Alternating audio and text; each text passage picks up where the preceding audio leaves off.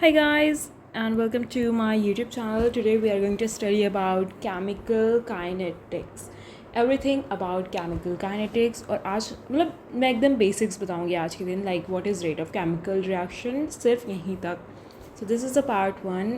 Okay, so आपको पता है, आपने थर्मोडाइनमिक्स में पढ़ा होगा कि थर्मोडाइनमिक्स हम लोग को बताता है feasibility of reaction. Thermodynamics tell us about feasibility of reaction होएगी कि नहीं होगी, ये हम लोग को पता चलती है थर्मोडाइनमिक्स से.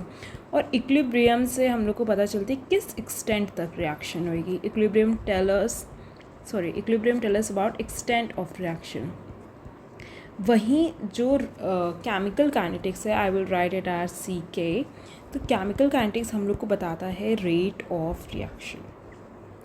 ये हम लोग को पता चलता है केमिकल काइनेटिक्स से, यानी कि रिएक्शन फास्ट होएगी, स्लो होगी, मतलब कैसे होगी रिएक्शन. ये एग्जैक्टली जब हम लोग काइनेटिक्स की बात करते हैं तो जो वर्ड काइनेटिक्स है, इसका मीनिंग, ये जो ग्रीक वर्ड काइनेसिस से डिराइव हुआ है, जिसका मीनिंग होता है movement. So you can say like reaction fast होगी, स्लो होगी, ये हम लोग को पता चलता है. अब जैसे मैं एक एग्जांपल लेती हूँ.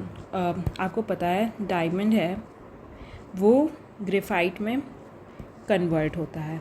ये हम लोग को पता चलता है थर्मोडाइनमिक्स से कि डायमंड है वो ग्रेफाइट में कन्वर्ट होगा ही होगा. लेकिन जो ये कन्वर्जन है, ये फास्ट प्रोसेस होगा कि स्लो प्रोसेस होगा, ये हम लोग को केमिकल काइनेटिक्स से पता चलेगा. जो डायमंड है ग्रेफाइट में, ये कन्वर्ट होता है स्लो प्रोसेस में. अब हम लोग बात करते हैं रेट ऑफ रिएक्शन की, जिस पर रिवॉल्व करती है. What is exactly rate of reaction? So rate of reaction is change in concentration of a reactant or product in unit time. This is known as rate of reaction. Now the rate of reaction, we can say that rate of decrease in concentration. जब हम लोग reactant से product जब बनता है तो जो reaction की कंसनट्रेशन होती है वो डिक्रीज़ होएगी, और जो प्रोडक्ट की कंसनट्रेशन है वो इंक्रीज़ होएगी. So rate of decrease in concentration of any one of the reactant और rate of increase in concentration of any one of the product, तो इसको हम लोग नॉर्मली बोल सकते हैं रेट ऑफ रिएक्शन. जिसकी मैंने बताया, सपोज़ 1 मोल ऑफ रिएक्टेंट है, वो प्रोड्यूस कर रहा है 1 मोल ऑफ प्रोडक्ट. ओके, सो जब हम लोग T1 टाइम की बात करते हैं तो जो रिएक्टेंट कंसनट्रेशन ऑफ रिएक्टेंट जो डिक्रीज़ होती है वो होती है, मतलब बचती है यहाँ पे R1 और यहाँ पे P1 बन जाती है. T2 टाइम पे R2 एंड P2. ओके, सो इसके अकॉर्डिंग हम लोग जो है कंसनट्रेशन डिटरमाइन करेंगे. We can write that delta T is equal to T2 minus T1. Delta R like molar concentration of R, it can be determined written like R2 minus R1. This is like concentration, molar concentration. Fine. Similarly, molar concentration of P would be P2 minus P1. अच्छा, square brackets हैं इसमें. These express molar concentration. Now from here, like this, from here we can write that rate of disappearance,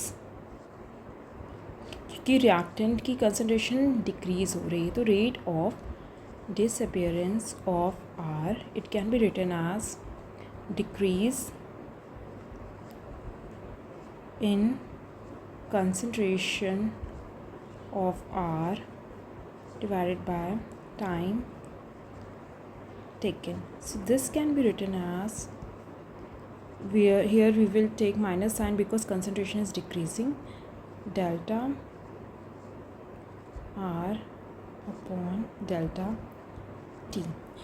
Now let's talk about product, because product बन रहा है, तो हम लोग इसमें लिखेंगे rate of appearance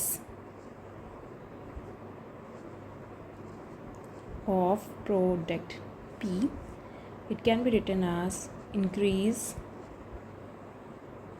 in concentration of P divided by time taken. So this can be written as P upon delta T. जब आप लोग इसमें देखेंगे तो इसमें हम लोग क्या करते हैं, जो प्रोडक्ट जब हम लोग को बनता है तो हम लोग इसमें -1 से मल्टीप्लाई करते हैं. सो रेट ऑफ रिएक्शन जो है, to make the rate of reaction of positive quantity we will multiply it by -1. Now